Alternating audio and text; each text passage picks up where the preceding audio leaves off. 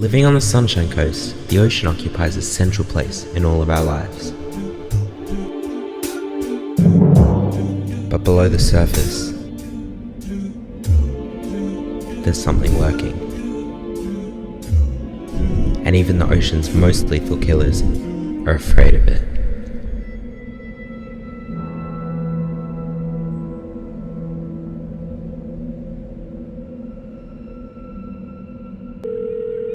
So we have a juvenile whale caught in the main beach nets, and the mother is approaching.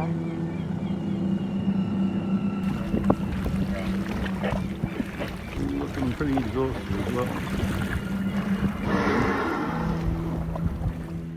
Last year, on the 26th of August, I managed a humpback whale entanglement. It was 6 a.m. on a Friday morning, and I got the call that there had been a baby humpback migrating whale that had become entangled in the shark nets overnight. At Noosa Main Beach, we have 2 shark nets, one placed closer in and one placed further out. They're 184 metres long and placed in a body water of 12 metres. However, they only go down 6 metres. This means they do not provide a full barrier.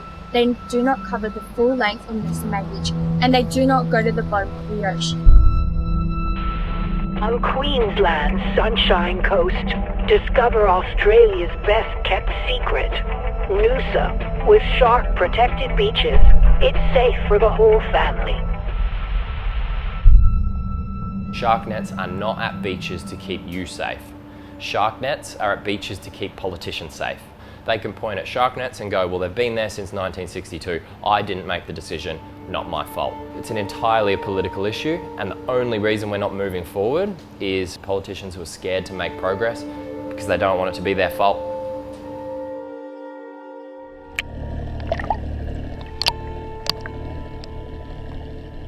This was a baby whale entanglement in 2021, and as you can see, the mother's coming up there right next to its baby. So heartbreaking. So the reason shark nets were first put in place is to reduce the shark population, cull as many sharks as possible. The theory being, less sharks around would mean beaches are safer. We know from all the evidence, we know from tracking 60 years of that program, that's not the case. Shark population and shark bites are not correlated. Shark populations are in the worst state they've ever been, and we're seeing the same number of shark bites. So it is a culling program. It's designed to reduce the population of sharks, but it's not effective at keeping beaches safe.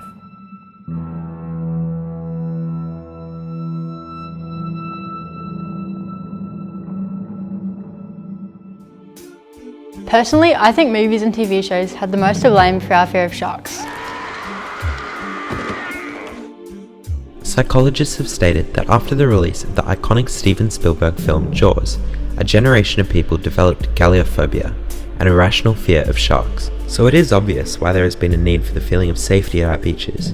Yet, when approximately 40% of shark entanglements occur on the beach side of the nets, the current shark net protocols are nothing but a false sense of security.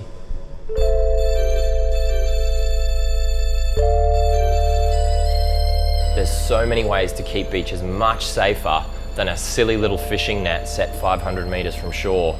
We can be doing things like drone surveillance. Drones are so good at spotting sharks, and lifeguards are trained to tell whether it's a dangerous shark or not. There's shark barriers that we can put in place, so an actual partition between the deep blue sea and the beaches. We also have one ocean guard. It's an incredible deterrent as they use the shark's sixth sense, the aculine of Lorenzini, and overpower that sense.